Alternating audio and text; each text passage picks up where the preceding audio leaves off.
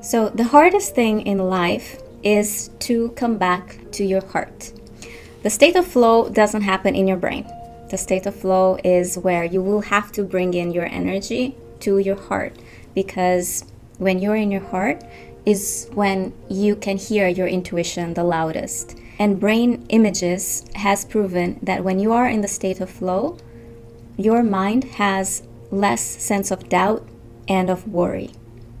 Why do I say that the hardest thing in life is to come back to your heart?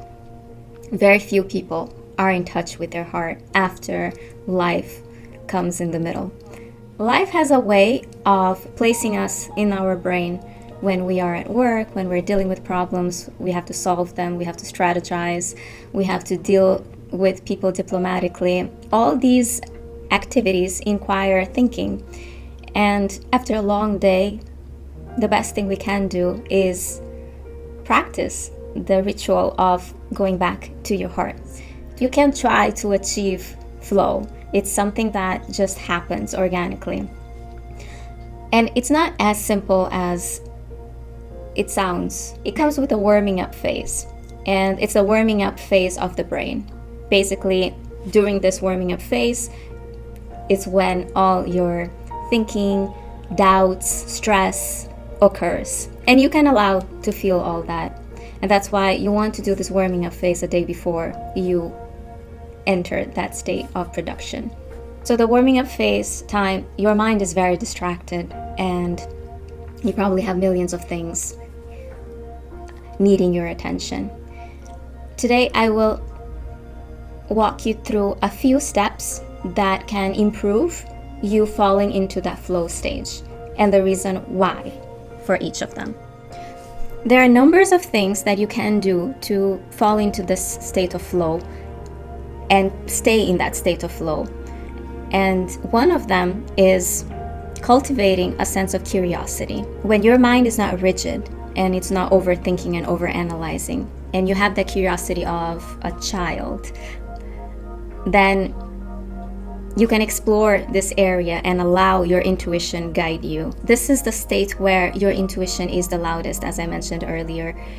If you notice a top athlete, for example, let's use Michael Jordan, just because I love basketball. When he moved through the court with the ball, he was on the state of flow multiple times, and that sense of focus that he had, he became one with the ball, and he knew exactly where to go, even though there were players in front of him and trying to block him. Same thing with any other type of creation. The notes, if you're a musician, they just come. The words, if you're a writer, it just flow. And the main thing is that there is no one questioning you at that time. So you want to minimize all types of distraction. For you to maintain that strong sense of intuition that you are in that flow, you cannot have someone else questioning you and doubting the reason of why you are doing the way you are doing things. Therefore, number 2 is to block out text messages, chat notifications, emails. Just silence them, because oftentimes if you get distracted, it will take you maybe 20 to 30 minutes to go back to that wonderful state of mind. So it's about setting a healthy boundary for you to remain in that very productive energy and a very joyful state of mind as well. Apart from practicing curiosity, it's also the time to explore your passion. So passion is a very high energy. It's like fire. And that fire ignites a lot of inspiration. So you want to cultivate that as well. Lastly, embracing imperfection is something that is highly recommended, only because if you really think about it, and I will make a video about this topic another time, perfectionism, it's actually a trauma response. When you want to do everything meticulously, you're actually going away from the sense of flow. Flow is organic. It's like a dance. It just moves. And it's okay for things not to be perfect in that creation. If you think of a child when they are playing with mud and they are feeling things and they're exploring. So there is this curiosity, and you cannot do that exercise without getting a little bit messy. So don't get caught up on perfectionism at this state. Just keep going. Just go with the flow. And another aspect of embracing imperfection is taking risks.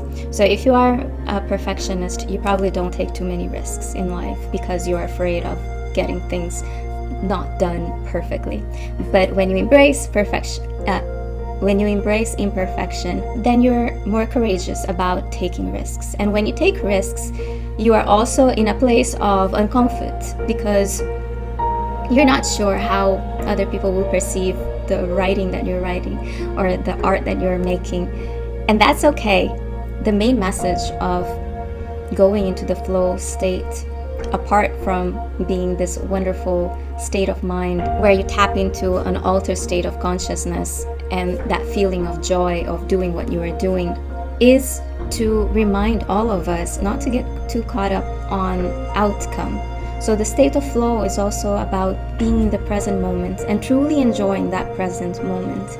And the result is the product of that present moment. And lastly, if you want to become more comfortable in dropping your energy into your heart, you have to do the healing work.